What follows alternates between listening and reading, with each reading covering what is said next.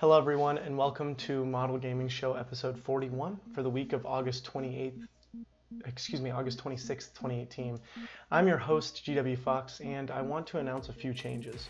One, going forward, I plan to do the main headline editorial at the top of the show and move on to other news afterwards. I think this will make the show flow much better. Two, this show is now pre-recorded. This will allow me to be active in chat and also provide you with a consistent time every week. 3, I'm using a teleprompter and writing scripts, so this should make for a tighter and less rambling show. With that out of the way, let's dig into tonight's editorial on Cyberpunk 2077. This past Monday, CD Projekt Red streamed the Cyberpunk 2077 demo from E3 on Twitch. At its peak, it had roughly 250,000 people watching. Those are esports numbers, by the way. It currently has over 7.2 million views on their official YouTube site and millions more from other publications. The demo was 48 minutes of gameplay footage, and it was incredibly detailed. From the very first frame, you realized that this is a lived-in world, and it seems to deliver the promise of the E3 trailer. A few things I thought were worth mentioning. First, they showed off a Kereznikov inhaler, which is basically super bullet time. It reminds me of slow-mo from the movie Dread. And it just looked great. Great looking visual. It takes place in Night City in Northern California, and they are trying to do their best to make an open world with no loading, which is very ambitious considering the detail. The Ripper dock lets you change and upgrade your cybernetic hardware, and instead of a menu, it's an active conversation you're having, which is awesome. Your choices actively affect the direction and outcomes of missions, but I'm not quite sure if that's going to affect the overall game or not, a la Mass Effect. The main storyline of the game can be completely played through as of today, which is great, which means the game is coming along further than we expected. As a note, CD Projekt Red wanted to reiterate that this build is a work in progress and the final version could change drastically. In fact, the line was present on screen throughout the entire demo.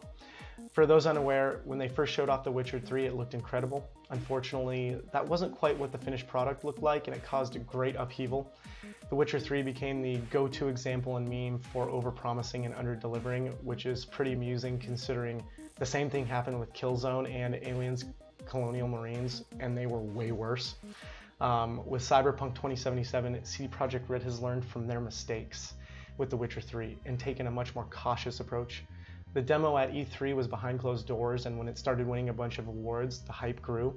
Now, over 2 months later, they released that same demo online to the general public, and that's caused the excitement to grow even more. Essentially, what they've done is they've set proper expectations up front, and that has made all the difference. They've been upfront about development and blatantly stated everything we saw in the demo could change. They've also given no time frame for release, and I think that's really important when it comes out because they want it to be perfect. Frankly, I'm really excited for this game. They've improved from every game drastically, like from Witcher 1 to 2 to 3 is a big leap, and it looks like an even bigger leap with 2077. That being said, I still don't think it's coming out until fall 2020. It still looks like it's pretty far away. Moving on to another big headline.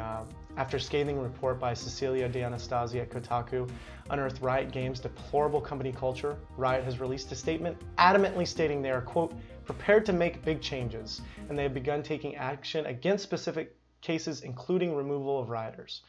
The main problem I have with this is the top executives are part of the problem, and since they created this culture, they certainly aren't going to fire themselves. So with 21 out of 23 executives being male, I imagine this is going to be a long, slow process, despite what they say. If you haven't read Cecilia's article, I implore you to do so. It's amazing. It took her over a year to see the story through to completion, and it's tremendous and absolutely worth your time. Speaking of Kotaku, I also urge you to watch Tim Rogers' video review of Dragon Quest XI. It is the most entertaining review of a video game I've ever watched, and it's just wonderfully done and very humorous. You can tell the passion, really. There were 2 game announcements that happened this week. The first is a remaster of Onimusha, the first in the series, and is due out on January 15th, 2019 for $20, which is the perfect price point for it. Hopefully it gains interest. I love those games. The second is for Streets of Rage 4. The last game in the series, Streets of Rage 3, was released in 1994, so nice 24 years ago. Developed by Lizard Cube and Guard Crush Games, published by .emu.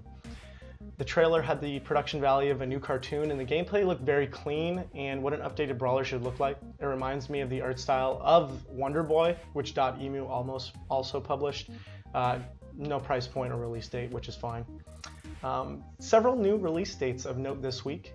All of the review scores are taken from opencritic.com. First is Donut County, August 28th, 79. Pro Evolution Soccer 19, August 28th, 78. Yakuza Kiwami 2 has an 87. And The Messenger, August 30th, 88. And finally, I want to close with an update of the Jacksonville shooting, which happened last week.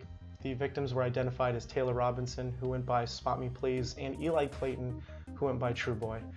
This hits closer to home than expected, as Eli was from Woodland Hills, which is a neighboring town to where I was born and raised. So this is pretty hard hitting. Thank you all for watching, and make sure to catch up with me every Sunday through Thursday at 7 p.m. Pacific Standard Time here for the show, and Sunday nights for the show, and Monday through Thursday I'm going to be streaming a lot of different types of games. I'm definitely going to try and start playing new releases on Friday as well. So thank you all again for joining, and have a wonderful day.